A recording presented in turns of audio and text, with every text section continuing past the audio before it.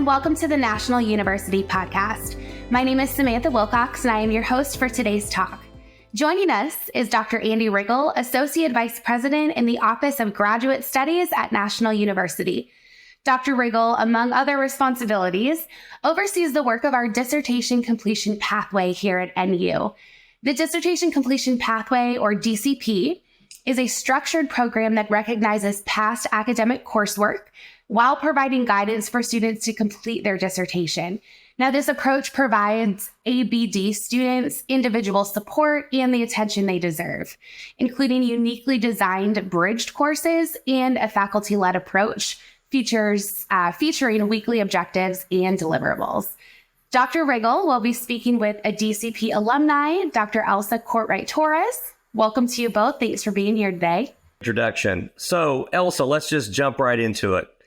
Can you tell us a little bit about why you decided to complete your doctorate through our Dissertation Completion Pathway, known as DCP?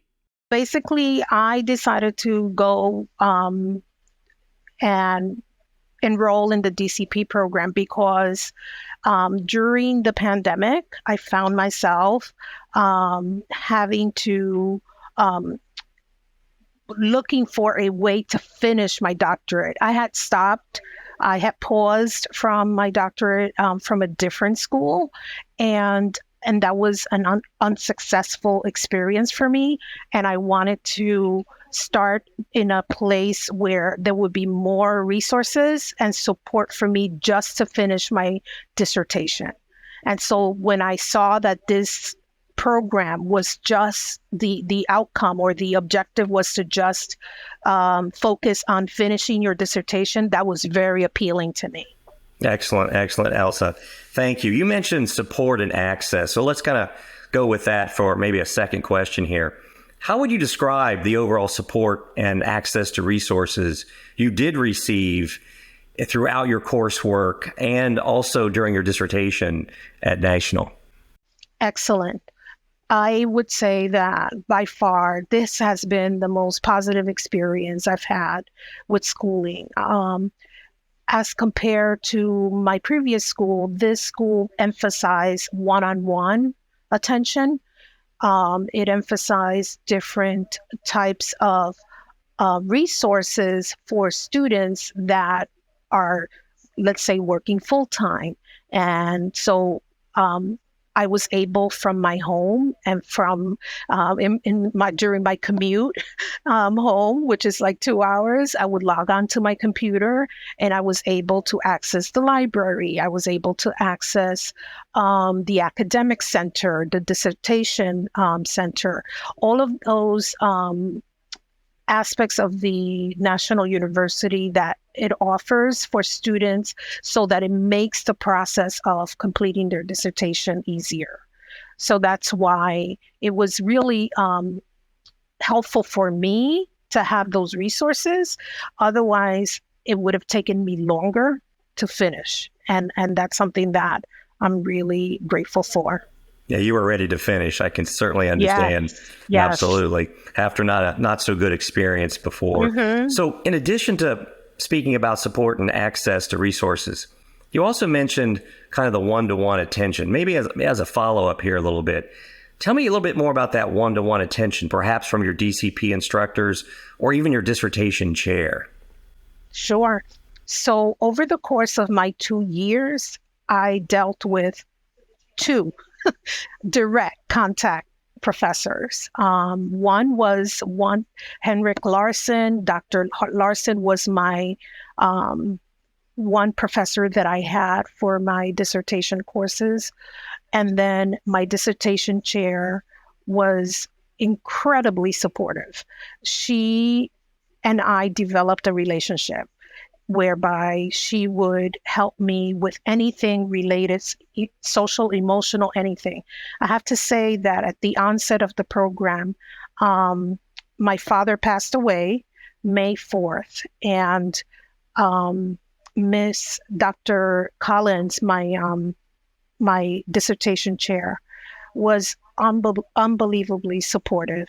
She let me, take my time to mourn the loss of my father. It was very difficult for me. And so it was really hard to get right into the groove of things again. And so she was very supportive with that. And then throughout the course of my dissertation, she and I developed a relationship where we would text each other, we would email each other, we would have conversations over the phone. She would even do like virtual meetings with me and show me, listen, this is where these are the things that you need to pay attention for in your dissertation. Work on this, and showed me by sharing her screen exactly what I had to do. And so that to me is just so valuable, and it's something that I will never forget. Well, that's excellent feedback. I do appreciate that, Elsa. I would say that I'm sure your father's very proud that you're a doctor now. Thank you. That's very positive. So let me ask you, in terms of positive, if there was like one or a few most positive aspects about your experience as a student, as a DCP student, what would it be? I think by far the most positive one was that one-on-one connection that I made with my dissertation chair. Dr. Larson as well, because when I decided to do a phenomenological study, he's considered kind of like the expert on phenomenology. Dr. Larson certainly is an author of many books, and yes. That's right. He has a passion for that. So I sought his help, and I asked him, questions about phenomenology. And so he explained it to me in a way that I understood, and I was ready for me to embark on that type of study.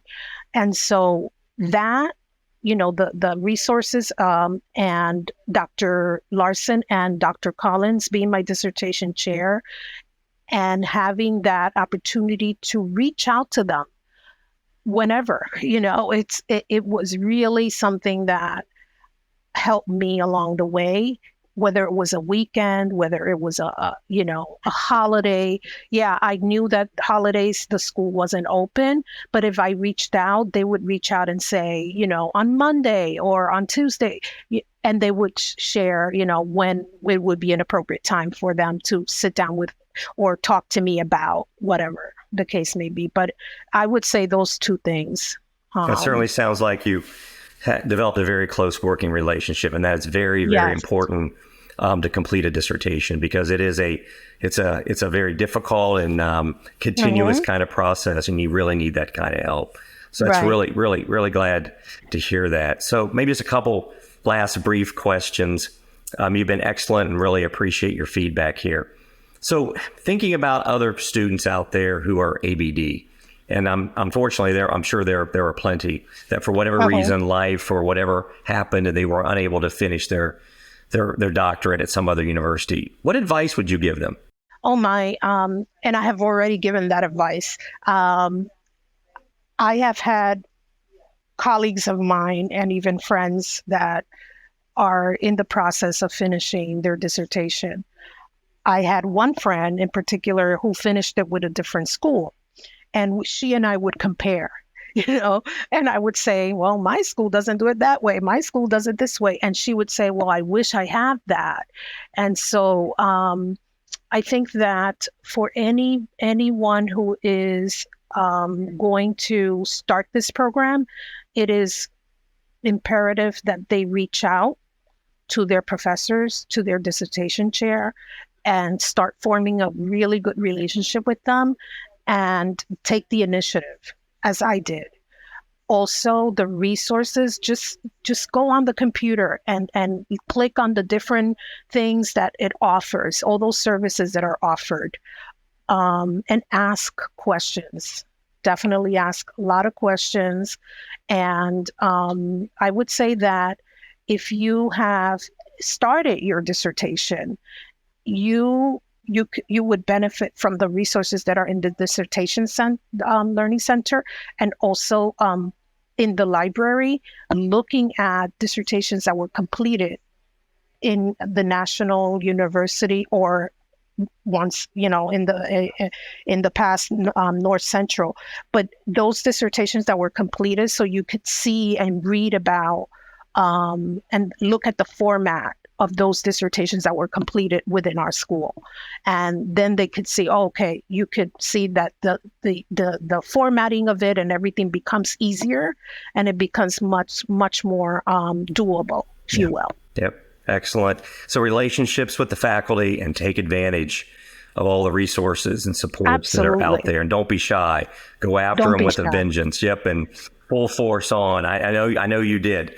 And you took and you got really good rewards from it. So I just have to ask you, in terms of feelings, how does it feel to be Dr. Elsa Kortright Torres? Oh my goodness. It is. I am so happy.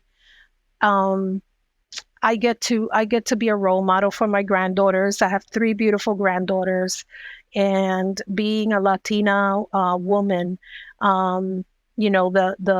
the tradition in the past, my mother wanted to go to school so badly, but she had to take care of her younger siblings, and she was not able to. So being the first one to graduate with a doctorate in my family, it's a big deal. Yeah. And so I am very proud of myself, and I'm really happy about my accomplishment. Excellent. That's excellent. So I promise this is the last one. So what do you plan to do, or how do you plan to utilize what you've learned in the doctoral process to benefit others? So I'm already looking at organizations that do conferences, and I would love to present my study somewhere.